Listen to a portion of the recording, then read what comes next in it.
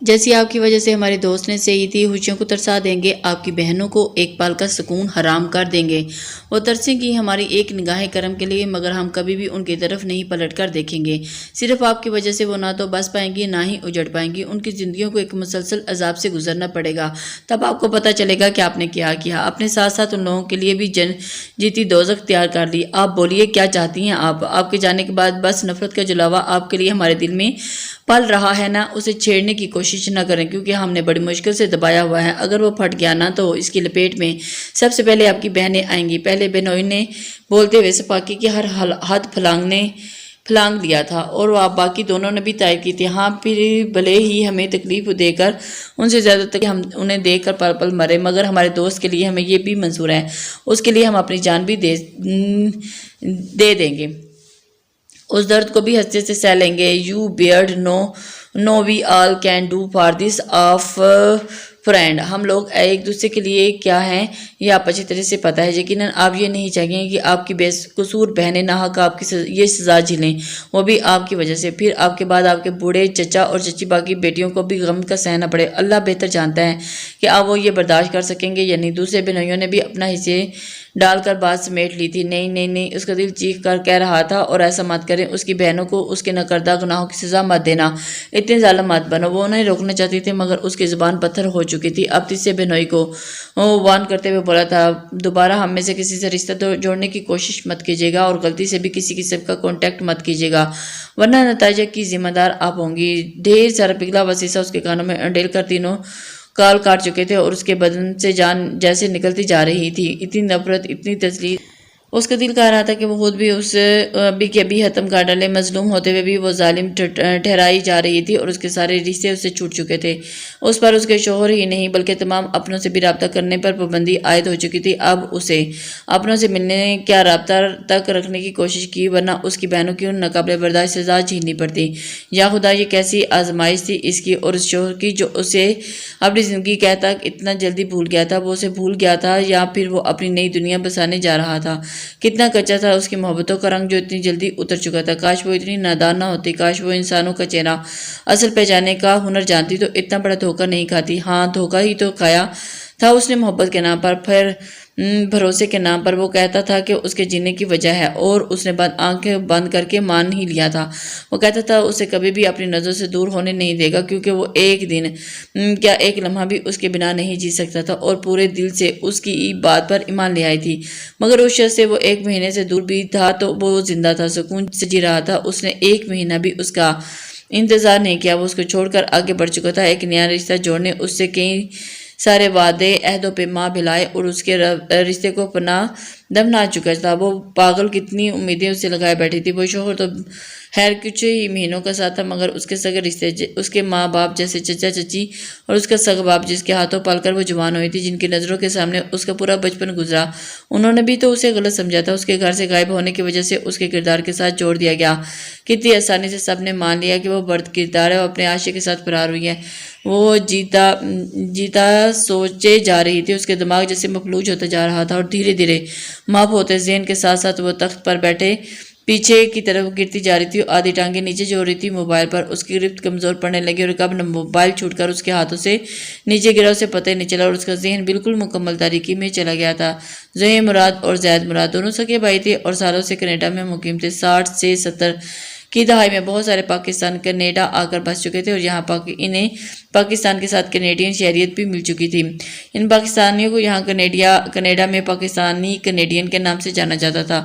Pakistani Canadians کی ایک بہت بڑی تعداد البرٹا اور اونٹیریو، کیوبیک اور برٹش کولمبیا میں آباد تھی۔ انہی پاکستانی کینیڈینز میں ایک زاہد مراد کا خاندان بھی تھا، اور زاہد مراد 70 کی دہائی میں لاہور سے کینیڈا آئے تھے، اور یہیں مستقل رہائش اختیار کر چکے تھے۔ پاکستان میں ان کی کافی زمینیں اور جائیداد وغیرہ بھی تھیں، اور چلتا ہوا بزنس بھی تھا، پاکستانی اور کینیڈین گوڈز کے امپورٹ اور ایکسپورٹ کا، جس کے سلسلے میں ان کا کینیڈا آنا جانا لگا رہتا تھا۔ لیکن بچوں کو ایک بہتر مستقبل دینے کے لیے انہوں نے کینیڈا میں ہی مستقل سکونت اختیار کی تھی۔ وہ پاکستان سے یہاں اپنی بیوی سارا اور 4 سالہ بیٹے زید مراد کے ساتھ آئے تھے، مگر یہاں آنے کے بعد 1 سال کے بعد ان کے خاندان میں زہیب مراد کا بھی اضافہ ہو چکا تھا۔ زید اور زہیب کی تعلیم و تربیت ایک غیر ملکی معاشرے میں بھی سارا اور زاہد نے اخلاقی اقدار پر کی تھی۔ نہ صرف دونوں کا رجحان مذہب کی طرف تھا بلکہ زہیب مراد نے قرآن حفظ بھی کیا تھا۔ دونوں بھائی نہایت قابل اور غیر معمولی صلاحیتوں کے حامل تھے۔ تعلیم سے فراغت کے بعد زید مراد نے اپنے باپ کے ساتھ ہی بزنس میں ہاتھ پٹانا شروع کر دیا تھا۔ بعد میں زہیب مراد نے بھی ان کے ساتھ شامل ہو گئے تھے۔ دونوں بھائیوں نے دن رات کی محنت کر کے اپنے باپ کے اس بزنس کے ساتھ ہی دوسرے شعبوں میں بھی ہاتھ آزمانا شروع کر دیا تھا۔ زہیب مراد نے اپنے ایک دوست کے مشورے پر ہیملٹن کے ایک ٹیکسٹائل مل اسٹیبلش کی جو اللہ کے حکم سے دن دگنی رات چگنی ترقی کرتی گئی تھی، اور اس وقت کینیڈا میں پاکستان کینیڈینز کا یہ خاص بزنس تھا۔ اور اس کے بعد زہیب اور زید مراد نے بھی کبھی پیچھے مڑ کر نہیں دیکھا تھا۔ ہیملٹن میں دو ہی اور میلز اسٹیبلش کرنے کے بعد ان کا دوسرا ٹارگٹ برٹش کولمبیا تھا، اور وہاں ایک کے بعد ایک میل اسٹیبلش کر کے انہوں نے اپنے بزنس کو مزید پھیلا لیا تھا اور کچھ ہی وقت میں کینیڈا کے دوسرے شہروں تک رسائی حاصل کر لی تھی۔ اس طرح ان کا خاندان کینیڈا میں کچھ متمول پاکستانی کینیڈینز کی فہرست میں شامل ہو گیا تھا۔ ان کا پرانا گھر ایلیٹیریا میں تھا اور بعد میں یہ لوگ مستقل ہیملٹن میں ہی آباد ہو گئے تھے۔ ایلیٹیریا کے ایک چھوٹے سے اپارٹمنٹ میں ہیملٹن میں موجود مراد ولا تک کا سفر ان کی کئی دن رات کی محنت کا منہ بولتا ثبوت تھا۔ مراد ولا جس کی خوبصورتی دیکھنے سے تعلق رکھتی تھی زاہد مراد اور ان کی اہلیہ سارہ مراد کا برسوں پرانا خواب تھا، جس کو ان دونوں بیٹوں نے شرمندہ تعبیر کر دیا تھا۔ اب اپنے پرانے بزنس کو وہ حیرآباد کہہ چکے تھے۔ زاہد مراد اور سارہ بیگم نے زید کی بزنس اسٹیبلشمنٹ کے بعد اس کی شادی کے بارے میں سنجیدگی سے سوچ رہے تھے۔ زید کے سارہ بیگم نے شروع سے ہی پاکستان میں اپنے بھائی کی بیٹی کے بارے میں سوچ رکھا تھا، اس لیے انہوں نے بنا زید کی مرضی پوچھے لاہور میں اپنے بھائی زوار احمد کو فون کر کے زید کے رشتے کی بات کر لی تھی۔ یہ بات جب زید کو پتہ چلی تو انہوں نے صاف لفظوں میں ماں سے شادی کرنے کے لیے انکار کر دیا، کیونکہ وہ اپنے آفس میں کام کرنے والی ایک برٹش لڑکی ایملی کی زلفوں کا اسیر ہو چکا تھا۔ اس نے سارہ بیگم کو اپنی پسند بتائی، جس کو سنتے ہی وہ غصے میں صاف منع کر گئی تھی۔ وہ کسی غیر مسلم لڑکی کو اپنے خاندان کا حصہ نہیں بنانا چاہتی تھی۔ انہوں نے زید کو اپنی قسم دے کر مختلف ہیلے بہانوں سے پاکستان لے جا کر دم لیا، جہاں ان کی بھتیجی شفا کو دے کر زید مبہوت رہ گیا تھا۔ شفا نہایت ہی خوبصورت تھی، اسے دیکھ کر زید اپنا احتجاج یہاں تک کہ ایملی تک کو بھی بھول گیا تھا۔ سارہ بیگم نے موقع کا فائدہ اٹھاتے آنن فانن 10 دنوں کے اندر اس کی شادی فکس کر دی تھی۔ ہفتہ بھر کے اندر زاہد صاحب اور زہیب بھی پاکستان آ چکے تھے۔ یوں شفا بنا کسی رکاوٹ کے زید کی زندگی میں باہر کا جھونکا بن کر آ گئی تھی۔ زید شفا کو پا کر بے حد خوش تھا، کیونکہ وہ نہ صرف شکل بلکہ دل کی بھی بہت خوبصورت تھی۔ زید اس کی زندگی میں شامل ہونے والا پہلا مرد تھا، ایک وفا شعار اور شوہر پرست بیوی تھی، جس نے اپنے جذبات کو اپنے مزاج خدا کے لیے سینت کر رکھا تھا۔ شادی کے 3 دن کے بعد ایک شاندار ولیمہ رکھا گیا تھا، جس کی شان دیکھنے سے تعلق رکھتی تھی، اور پھر زاہد مراد نے اپنے بیٹے کی شادی کو یادگار بنانے میں کوئی کسر نہیں چھوڑی تھی۔ اس نے شفا کے باپ زوار احمد پر کوئی بھار نہیں ڈالا تھا، کیونکہ وہ لوگ کینیڈا میں ہی مقیم تھے تو جہیز کا تو سوال ہی نہیں اٹھتا تھا۔ صرف شفا کے لیے چند جوڑے اور زیور کے سوا انہوں نے زید کے لیے کچھ نہیں لیا تھا۔ شادی جتنی سادگی سے ہوتی ولیمہ اتنا ہی خرچ کیا گیا تھا۔ سارہ بیگم نے اپنے سارے ارمان ولیمے پر نکال لیے تھے، جو ان کے سارے رشتہ دار شفا کی قسمت پر رشک کر رہے تھے۔ شفا اور زید کا جوڑا بہت زیادہ خوبصورت لگ رہا تھا۔ سارہ بیگم بار بار ان کی نظر بد کی دعا پڑھ پڑھ کر پھونک رہی تھی۔ زاہد مراد اور زہیب نے ولیمے کے فوراً بعد ہی رخت سفر باندھ لیا تھا، جبکہ سارہ بیگم کو زید اور شفا کے ساتھ کچھ دنوں بعد نکلنا تھا، کیونکہ یہاں رشتہ داروں نے زید اور شفا کی دعوتوں کا سلسلہ شروع ہو چکا تھا، جس سے نپٹ کر ہی وہ لوگ واپس جانے کا ارادہ رکھتے تھے۔ پھر نہ جانے ان کی واپسی کب ہوتی۔ کینیڈا پہنچ کر زید اور شفا کو وہیں سے ہنی مون پر نکلنا تھا۔ زید مراد اور زید کو شفا کا خیال رکھنے اور بزنس کی فکر نہ کرنے کی تلقین کر کے زہیب کے ساتھ واپس جا چکے تھے۔ 1 مہینہ پاکستان میں بہت مصروف گزرا۔ زید اور شفا ایک دوسرے کی ہمراہی بہت خوش تھے، اس لیے شفا کو پاکستان چھوڑتے وقت جہاں اپنے ماں باپ سے بچھڑنے کا دکھ تھا، وہیں زید جیسے ٹوٹ کر چاہنے والے شریک سفر کو پا کر بے حد مسرور تھی۔ 1 مہینے کے بعد وہ لوگ کینیڈا پہنچ چکے تھے، جہاں انہیں ہنی مون کے لیے نکلنا تھا۔ 2 دن کے بعد ان کو اٹلی کے لیے فلائٹ تھی۔ ہنی مون کا 1 مہینہ بہت خوبصورت بھرپور انداز میں گزار کر شفا اور زید اٹلی سے واپس کینیڈا آ چکے تھے۔ زید نے آتے ہی آفس جوائن کر لیا تھا۔ شفا اور سارہ بیگم ایک دوسرے کے ساتھ گھر پر کافی اچھا ٹائم سپینڈ کرتی تھی۔ شفا کے آنے کے بعد ان کا اکیلا پن ختم ہو گیا تھا۔ زاہد مراد زید کے بعد اب زہیب کی شادی کے فرض سے بھی ثبوتگوش ہونا چاہتے تھے۔ اس بار سارہ بیگم کی نظر میں کوئی لڑکی نہیں تھی، اس لیے ڈائریکٹ زہیب سے بھی ان کی مرضی پوچھی۔ اس نے جھجکتے ہوئے اپنے ساتھ پڑھنے والی ایک عربی کلاس میٹ حالے یمنا کا نام لے دیا تھا، جسے وہ شروع سے ہی بہت پسند کرتا تھا۔ عرب میں یہاں اسکالرشپ پر پڑھنے آئی تھی اور یہاں مقیم اپنی خالہ کے ساتھ رہتی تھی۔ وہ نہایت ہونہار، قابل اور اپنے بیچ کی بریلینٹ اسٹوڈنٹ تھی۔ ایم اے کے بعد وہ یہاں پچھلے 1 سال سے مختلف شارٹ کورسز کر رہی تھی۔ زہیب اب تک کانٹیکٹ میں تھا، اکثر دونوں کی باہر ملاقات ہوتی رہتی تھی۔ زہیب نے سارہ بیگم کو جب اپنی پسند بتائی تو زاہد صاحب سے مشورہ کر کے زہیب کا رشتہ حالہ کے لیے کرنے کی حامی بالی تھی۔ اتفاق سے حالہ کے والدین بھی ان دنوں کینیڈا آئے ہوئے تھے۔ زہیب نے حالہ سے پوچھ کر اپنے والدین کو بلا کر آنٹی کے گھر کے لیے رشتہ بھیج دیا تھا۔ مراد فیملی اب برٹش کولمبیا ہیملٹن کی جانی مانی فیملیز میں سے ایک تھی۔ ان سے رشتہ جوڑنا اپنے آپ میں بہت بڑی بات تھی، اس لیے زاہد، مراد اور سارہ بیگم کو ہاتھ لے لیا گیا اور سوچنے کے لیے رسمی سا وقت بھی نہیں لیا گیا، کیونکہ حالہ کی آنٹی اور ان کے شوہر زہیب اور مراد فیملی کو ذمہ داری لینے کے تیار تھے۔ زاہد نے زہیب کی پسند کی شادی کو لے کر ماں سے ہلکا سا شکوہ ضرور کیا تھا۔ ان کے بارے ان کا انکار زہیب کو پسند کو قبول کر لیا گیا، مگر ان کے اعتراض کو سارہ بیگم نے یہ کہہ کر ختم کر دیا وہ کسی بھی غیر مسلم لڑکی کے بجائے اگر مسلم اور خاندانی لڑکی کو پسند کرتے تو ان کی پسند کو بھی بنا کسی اعتراض اپنا لیا جاتا۔ زہیب کی پسند کردہ لڑکی نہ صرف مسلمان ہے بلکہ ایک اعلیٰ خاندان سے تعلق رکھتی ہے۔ یوں ہیملٹن میں بھی کچھ عرصے کے بعد زہیب کی شادی بھی انجام پا گئی تھی، جس میں پاکستان میں بہت کم لوگوں کو بلایا گیا۔ یہ شادی بھی زید کی شادی سے کسی طور کم نہیں تھی۔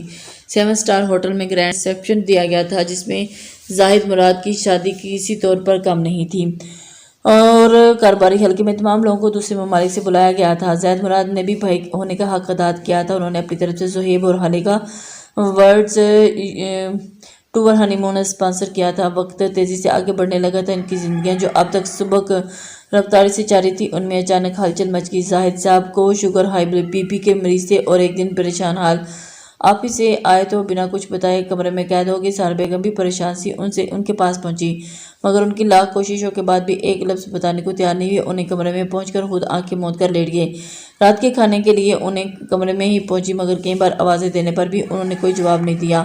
ان کا ہاتھ پکڑ کر ہلانے لگی جو برف سے ٹھنڈا تھا تو انہوں نے کسی انہونی کے احساس سے بے ساختہ انہیں جھنجھوڑ ڈالا، مگر ان کی گردن ایک طرف لڑک گئی اور کچھ ہی دیر میں سارہ بیگم کی چیخوں سے پورا مراد ولا گونجنے لگا تھا۔ زہیب اور زید کو شفا اور حالہ نے روتے ہوئے جب یہ خبر سنائی تو زہیب کے پیروں تلے سے زمین نکل گئی تھی، جبکہ زید بھی سخت زدہ ابھی کل ہی تو وہ آج اچھے بھلے آج شامی تو آپ سے اچانک ایسا کیا ہوا۔ انہیں گھر پہنچنے سے پہلے پاکستان لے جانے تک وہ دونوں اپنے اندازوں کے مطابق ہی پاپا کی ناگہانی موت کے متعلق سوچ رہے تھے۔ زید مراد کی آخری رسومات پاکستان میں ہی ان کے آبائی گھر میں ہوئی تھی۔ وہ سب جنازے کو لے کر پاکستان آ گئے تھے۔ ان کے خاندانی قبرستان میں زاہد مراد کو سپرد حق کیا گیا تھا۔ مراد خاندان کے لیے وہ وقت بہت کڑا تھا۔ شفا اور سارہ بیگم اور زوار صاحب کے پراسرار زور پر پاکستان میں اپنے ہی مائکے یعنی شفا کے باپ زوار احمد کے گھر سارہ بیگم کی عدت تک کے لیے رک گئی تھی، جبکہ حالہ، زہیب اور زید واپس کینیڈا آ چکے تھے۔ ان سب کی زندگی میں زاہد مراد کے جانے سے بہت تبدیلی آ چکی تھی۔ غم و صدمے میں اس کی سوگوار فضا میں حالہ کی طرف سے ملنے والی خوشخبری ان سب کے لیے بہار کا جھونکا بن کر آئی تھی۔ شفا کی گود میں بھی اب تک خالی تھی۔ حالہ کے لیے وہ بھی خوش تھی اور خدا سے اپنی گود بھی جلدی بھرنے کے لیے دعا گو تھی۔ حالہ کی روزانہ شفا اور سارہ بیگم سے بات ہوتی تھی۔ حالہ کو اردو نہیں آتی تھی، وہ مشکل ہی سب دیکھا دیکھی کچھ ایک اردو الفاظ کو چھوٹے چھوٹے جملوں میں اپنے مخصوص عربی لہجے میں بولتی تو بے حد کیوٹ لگتی۔ یہ زہیب کا کہنا تھا۔ وقت کچھ اور آگے بڑھا اور سارہ بیگم کی عدت گزرتے ہی شفا اور سارہ بیگم کے ساتھ کینیڈا چلی آئی۔ زاہد مراد کی زندگی میں سب سے اچھا کام کافی اچھے طریقے سے چل رہا تھا۔ انہوں نے ہیملٹن کے ساتھ ساتھ دوسرے شہروں سے بھی آفیسز کی بھی ذمہ داری احسن طریقے سے سنبھال رکھی تھی، مگر ان کے جانے کے بعد سارا بار زید اور زہیب بھی پڑ گئے تھے۔ ان دونوں برٹش کولمبیا والی میل میں گڑبڑ کی خبریں بھی ان تک لگاتار مل رہی تھی، اس لیے زید مراد یہاں کا کام زہیب کو سونپ کر برٹش کولمبیا جانے کا فیصلہ کیا۔ شفا ان کے ساتھ جانا چاہتی تھی، وہ بھی اس کے بنا اب نہیں رہنا چاہتی تھی۔ اتنے وقت میں تو وہ پاکستان ہی لوٹی تھی، مگر اسے پتہ تھا وہاں جا کر کام اتنا بزی ہو جاتا تھا اسے فارغ ہو جانے کی بھی فرصت نہیں ملنی۔ وہ شفا کو وقت نہیں دے پاتا، وہ سارا دن اکیلی پریشان ہوتی، اس لیے شفا کو کچھ وقت ماں کے ساتھ رہنے کے لیے کہا اور اسے یقین دلایا وہ جیسے ہی اسے لگا حالات سازگار ہو جائیں گے اسے بلا لے گا۔ اس کی بات نہ چاہتے ہوئے بھی شفا مان گئی تھی اور زید برٹش کولمبیا روانہ ہو گیا۔ کچھ دنوں بعد ہی ایک سہانی خوبصورت صبح میں حالہ نے ایک پیارے سے بیٹے کو جنم دیا، جس کا نام سارہ بیگم کی مرضی سے سنان رکھا گیا۔ زید بھتیجے کی آمد کا سن کر کام میں مصروفیت کی وجہ سے نہیں آ پایا تھا۔ اسی طرح مزید کچھ مہینے بیت گئے تھے۔ زید کو یہاں آئے 1 سال سے زیادہ عرصہ بیت گیا تھا۔ شفا کی زید سے بس فون پر ہی بات ہو پاتی تھی۔ اب سارا بیگم زید کی اس غیر ذمہ داری سے نالاں رہنے لگی تھی جو بیوی کو اس طرح چھوڑ کر اکیلا دوسرے شہر میں رہ رہا تھا۔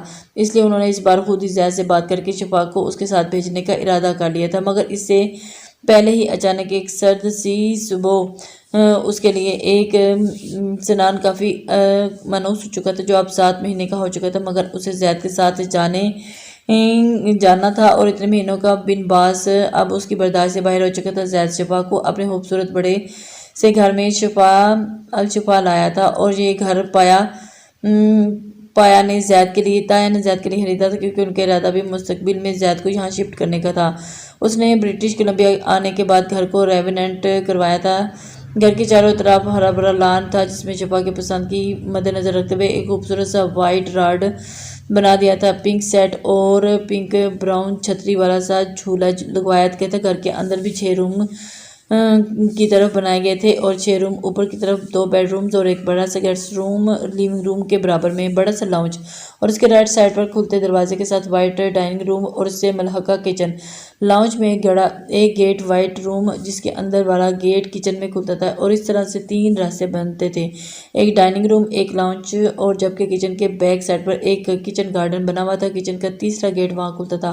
یہ کھلا ہوا بڑا سا گھر تھا جو گرمی اور کے نام پر پڑتی تھی، ہوادار بن جاتا تھا۔ سردیوں میں گھر کے اندر لگے ہیٹنگ سسٹم اور بھاری پردوں کی وجہ سے گرم رہتا۔ الشفا اس گھر کا نام زید نہیں رکھا تھا۔ شفا جو زید کی طرف سے شکوک کا شکار رہنے لگی تھی، الشفا نے ایک بار پھر اسے زید کی طرف سے مطمئن کر دیا تھا۔ یہ گھر شفا کے لیے بہت معنی رکھتا تھا کیونکہ اس گھر کو زید نے شفا کا نام دے کر ان کی محبت کو معتبر کر دیا تھا۔ شفا کو نہ صرف گھر بہت زیادہ پسند آیا تھا بلکہ ان کا بیڈ روم جس میں زید نے اتنے دن کی محنت کے بعد ایک چیز شفا کی پسند کا خیال رکھا تھا اور اس کی پسند کا کرٹز اور کلر سکیمنگ بھی اس کی پسند کی رکھی گئی تھی کیونکہ یہاں اس کی زید کی شادی اور ولیمے کی بڑی بڑی تصویریں فریم میں لگی ہوئی تھی جنہیں دیکھ کر وہ بہت خوشی تھی۔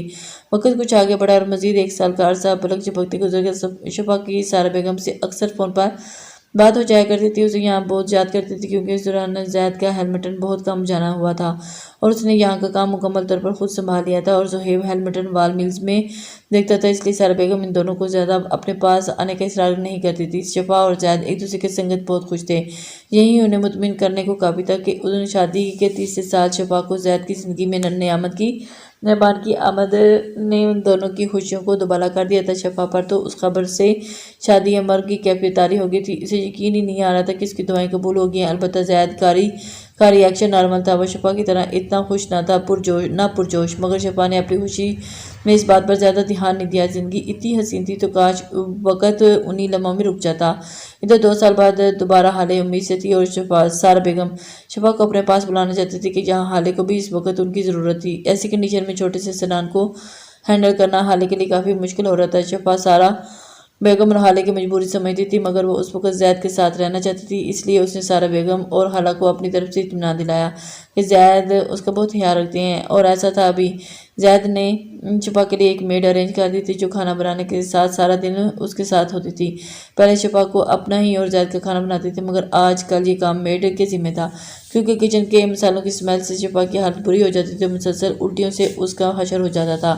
اس لیے زید نے اس کے کچن میں داخلے پر پابندی لگا دی تھی اور سارا دن میڈ کو کال کر کے شفا کے کھانے پینے کے بارے میں پوچھتا رہتا تھا اور بار بار میڈ کو اس کا خیال رکھنے کی تلقین کرتا تھا۔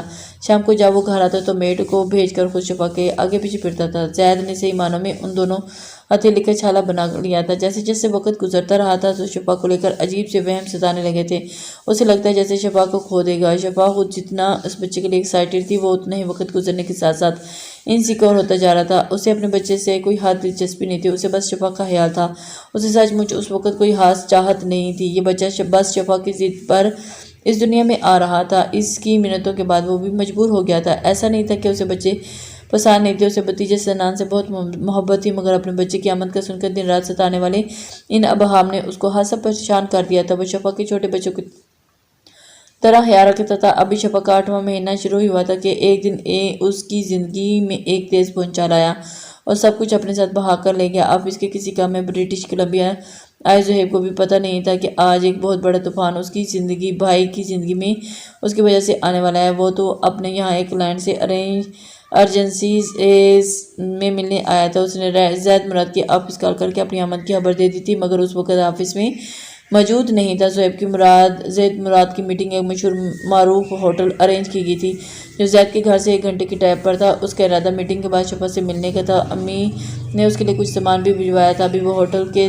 2nd فلور پر پہنچا تھا کہ سامنے کوریڈور کی طرف بڑھتے ہوئے دائیں ہاتھ سے دروازے سے نکلتے ہوئے ایک مرد پر زید کا گمان ہوا، اور اس کے ساتھ ایک عورت بھی تھی جس کا چہرہ پیٹھ مڑی ہوئی ہونے کی وجہ سے دیکھ نہیں پایا تھا۔ جلدی